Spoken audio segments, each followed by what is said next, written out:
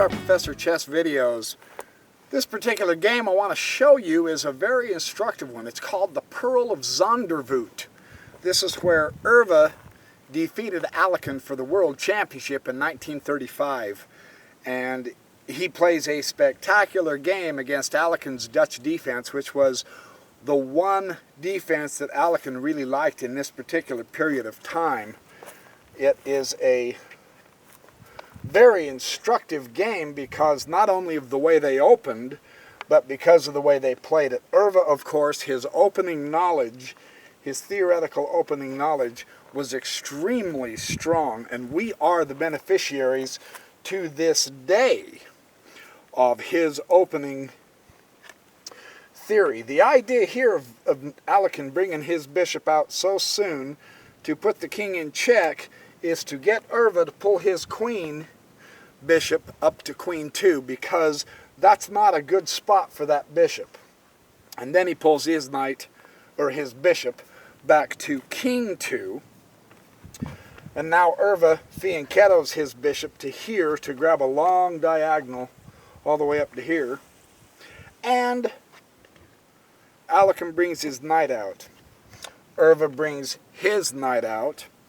Alekhine's going to castle early. They're both really good fighters. They both have excellent theoretical knowledge of the openings, and neither one of them are chess slouches, so they try to show proper respect to each other.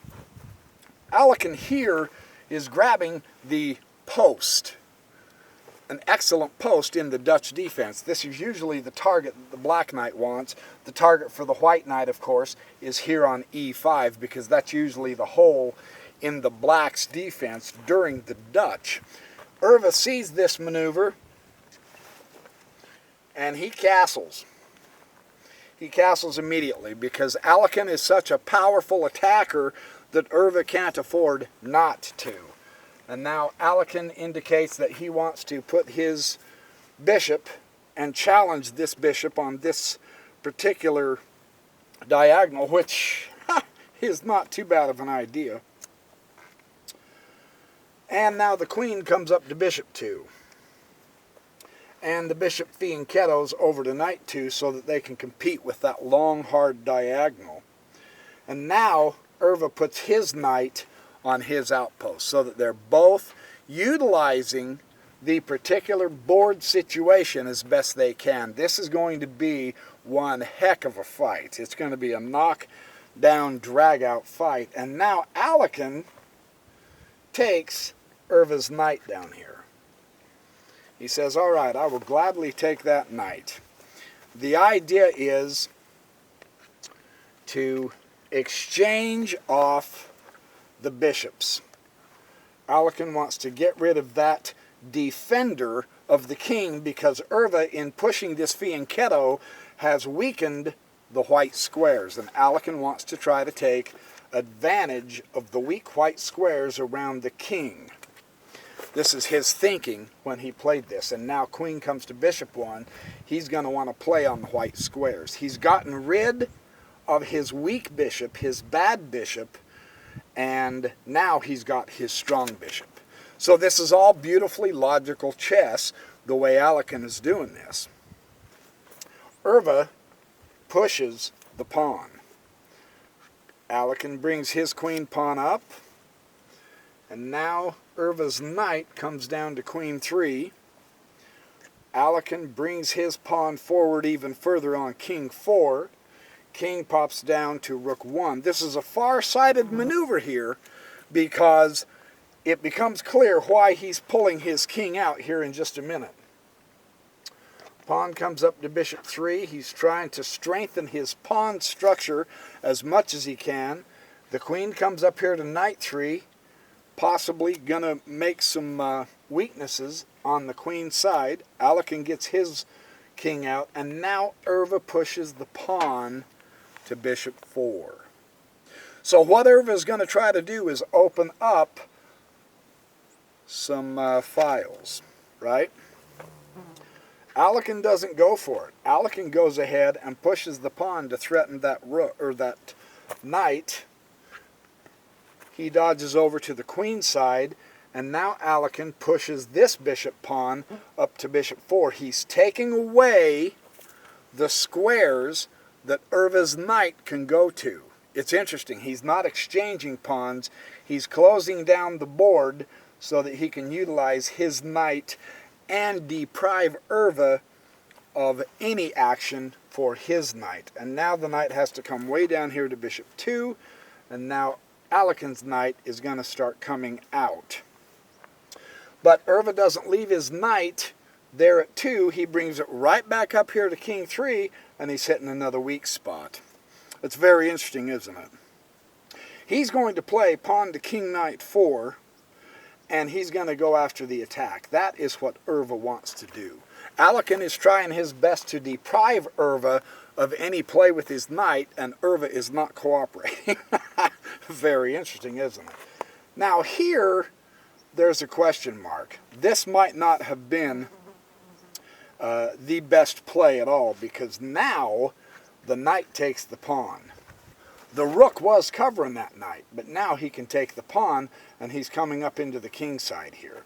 He's gotten rid of a pawn that must have taken Alekhine by surprise, according to what Fine says here. Well, the bishop takes the bishop,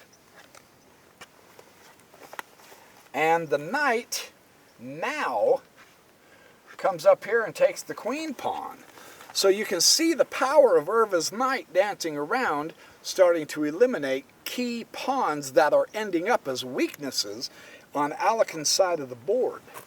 This had to have frustrated Alekhine. And now Euwe takes his other pawn.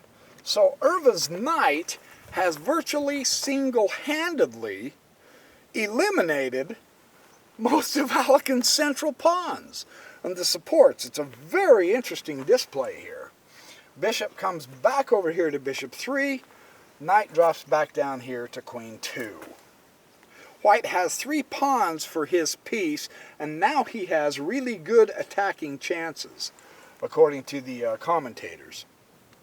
Now, Alekhine strikes out with pawn king knight 4.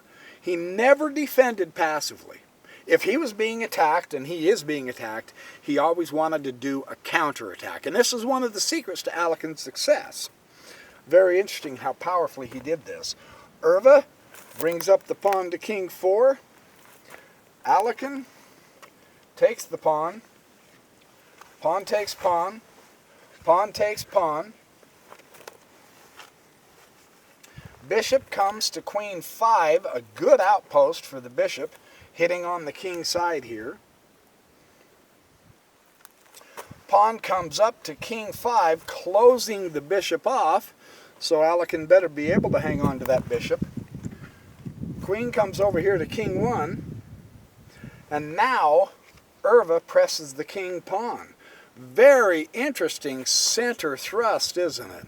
It's a fascinating situation to see how powerfully, against Alekhine, Euwe is playing the center with that phalanx of pawns, with that pawn chain, hitting his knight and basically dividing the board in half. That's a really interesting situation. Rook comes over here to king knight 1, and now knight came up here to bishop 3, and there's a question mark. That's inaccurate. He says queen should have went to rook 3. Queen should have come over here to king rook 3 is what he should have done, and it would have led to a forced win. So Euwe missed something. He was nervous in this game. Duh. If you're going to play Alekhine, trust me, it's okay to be nervous. Yeah. Queen comes up here to knight 3, and now Alekhine looks like he's got a screaming attack coming on, except for one issue. Rook goes to king knight 1. Excellent defense. The bishop takes the rook, and you're probably wondering, what the heck did he lose the exchange for? He'll show you.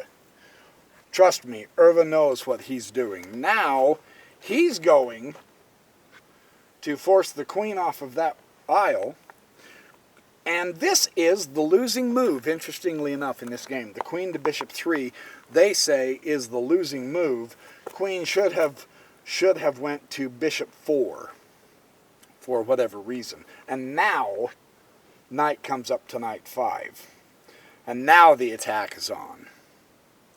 He's a rook behind. He's lost the exchange. And he's still putting together combinations against one of the greatest attackers of all chess history. That's Euwe for you. Fabulous. The immediate threat is very unpleasant. So the rook has to come up here to knight 2. And now the pawn can take the knight. And the rook takes the pawn. And now Euwe's going to get his queen into this game also. So she pulls it over to here. Rook comes directly, challenges the queen on the file. Now watch. Knight to king 6 on the outpost in the center. Is that one of the most spectacular blocks of an open file you've ever seen? That is fantastic. That is phenomenal chess. Rook, he says, goes to king, bishop 1. So Alekhine does bring his other... Yeah, he can do this. He's immune from taking it because the queen will be taken. So he takes advantage of that. Queen comes right up here to king 5. Wow, what a powerful centralization from Euwe. That's an incredible way to put the queen into the action. And of course, the queen does take the queen. And the pawn does take the queen. We can see how Euwe is really interestingly against Alekhine. He is controlling the center of this board really powerfully, isn't he? I really like how he's doing that. That's pretty impressive. Now the rook comes to bishop 4. He's going to directly challenge this pawn. There's a weakness, attack the weakness. That's how Alekhine made his name, was attacking the weaknesses. However, the rook now comes to king 1 to protect the weakness. Pawn comes up to king rook 3.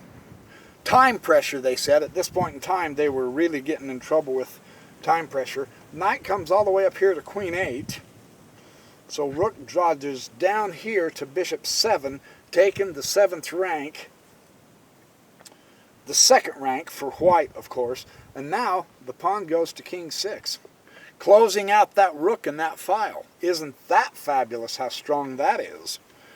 Now the rook goes to queen 7. He dodges down here to queen 7. The knight comes back over here to bishop 6. He's going to try to get an attack going on him. The rook dodges back to king 1. And now the pawn goes to king 7. He's got it backed up with the rook. He's subjected Alekhine's rook to passivity. He's got a knight that's going to be able to take that rook. This is powerful. This is incredible, powerful chess against Alekhine. You don't see this very often. Pawn comes to knight 4. Nobody likes to resign. He says, now Alekhine's playing desperate. Knight. Uh-oh. It says knight to queen 8. I might have put that on the wrong. Knight goes to queen 8. I had it on the wrong square. Sorry, it was there. In the outpost, apparently. No, it said knight bishop 6. Oh, it was this knight bishop 6 that it was at. Sorry.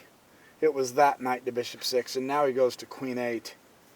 Well, anyway, the point is the knight ends up at queen 8. King goes to knight 2. I hate these old annotations. I wish they did them in algebra, but they don't. Knight comes over here to knight 7. King is centralizing, coming into the battle. He has to at this point because there's no other better way. And now rook comes all the way up here to king 6, check. King dodges over to knight 4. Knight comes down to queen 6. And now he's threatening to get his pawn. Now he's got him where he wants him. Rook has to take the pawn. And now, interestingly, do you see the beautiful move he's got? Comes to knight king 4 check. Forks him and forks his rook. And it was at this point that Alekhine resigned. And they say the sheer logic of this was incredible because of the way that Euwe outplayed Alekhine in the center board.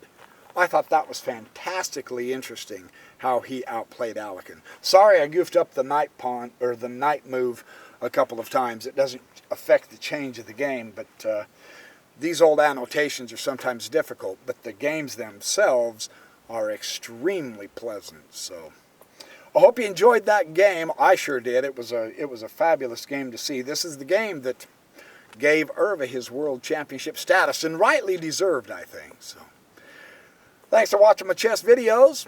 Happy checkmating, happy chessercising, and I will see you in the next video. Welcome to the Backyard Professor Chess videos. I have another practice game that I played that I want to show you on how I specifically was trying to utilize Jeremy Silman's imbalances and trying to get a good chess position. I was the white pieces. I played the queen pawn opening, c4, d5, coming up right at the center. I decided to play my knight out, which is always a good one for the c-pawn opening, and he's going to have a solidity of pawns in the center, and I bring my other knight out, and he brings his knight out to f6. So here we have a typical central fight in the opening that is extremely interesting. I go ahead. I've seen Bronstein make this move a lot, as well as Alekhine. Pin that knight so he can't come into here and goof me up into this area. Pin that knight. That's always a good move, and of course the D is going to take the C pawn. That's usually what happens when you make this move. So, at this point, hey, things are going according to plan, right? You want to solidify your center by the E3. He's obviously going for the queenside advance, right? I'm going to keep developing so that I can castle, and he's going to do the same thing. He's going to make it so that he can castle. I go ahead and castle, and now my opponent does A5, so I can see that he's definitely coming onto the queen side. I've got a pretty good center.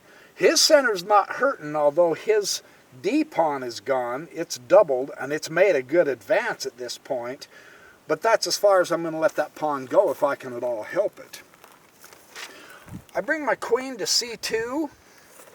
I've been trying to play through several queen-pawn openings and trying to see how the masters do this. And I like what I've seen them doing. Now I'm going to go ahead and challenge his pawn, and he takes the pawn, and then I take the pawn with my queen. I'm trying to stop his incredible queenside advance, and I didn't stop it very well, have I? Go away.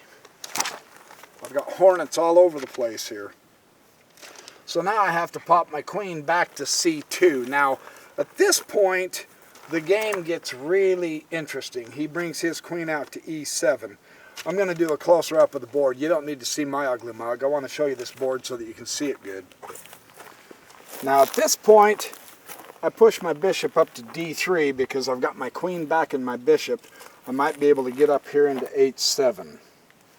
However, he pushes the H6 to challenge my bishop here, right?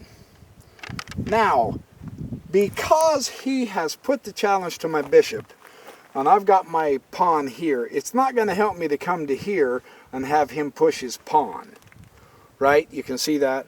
So at this point, because I've limited my bishop, which is fine by me, the center is going to be tight as far as I can see. I'm going to go ahead and exchange the knight with that bishop. And he exchanges it using his queen, of course. He doesn't want to disrupt his kingside with my bishop and queen here. That makes perfect sense. Now my other knight, over here at C3, I bring up to E4, and I've got a beautiful fork of a bishop that's not protected and the queen. Queen drops back to E7 to protect the bishop. Now, here's what I'm thinking. There's a weakness here. It's covered, I understand that, but this pawn, it can't come up safely, so it's a backward pawn, right? I've got him to slightly weaken his kingside with this h6 push. So, is there a way that I can come in to his king side? I've got both my knights on this side. I haven't started my f-pawn push yet for my rook with the open file. But if I was to do this, wouldn't that be a strong move? Because I'm coming up into here and here with this knight, and this knight I'm coming into here and here, and I've got my queen and bishop backing me up, and I can destroy his king side by pushing this f-pawn, right? If he exchanges my knight, that's okay. I've got that pawn right there too. It's not going to bother me if he does that. And in fact, that is what he did. He went ahead and exchanged the knight, and I went ahead and took the bishop. Now this was the position I tried hard to visualize in my mind when I made this move, because I think I can do a kingside. Now it's real interesting that at this point the queen comes zipping up here to queen h4 on me. And I'm thinking, wow, that's quite the interesting move. But I see now a way through sacrifice. Now I've been reading about kingside attacks, and it calls for a sacrifice if I'm going to break up the king cover here. You have to be willing to do a piece sacrifice. I think my pieces are such. My rooks are connected. True, I don't have that rook active yet, but he's connected, and I've got all my other pieces. I've got a way I think I can disrupt his king side, so I'm going to do a knight sacrifice and go queen to f6 check. He can't retake it with me because I've got this pawn that I was willing to exchange. So I open up his king a little more with that check. And I'm happy about this. And then I take the pawn. Now I've opened up his king side a little bit, and that's okay with me. The queen takes the pawn. The queen is trying her golly gosh darndest to protect her king, but I'm slowly opening him up. I like this setup very much. I'm ready to start pushing my f4 pawn now, and I'm going to push it hard. His rook comes over to the d file to grab the open file and put the challenge to my bishop. I can live with this because now I can continue pushing that f5 all the way up. This makes his queen come down here to e5. He's trying to get something against my king side, but you notice something odd here?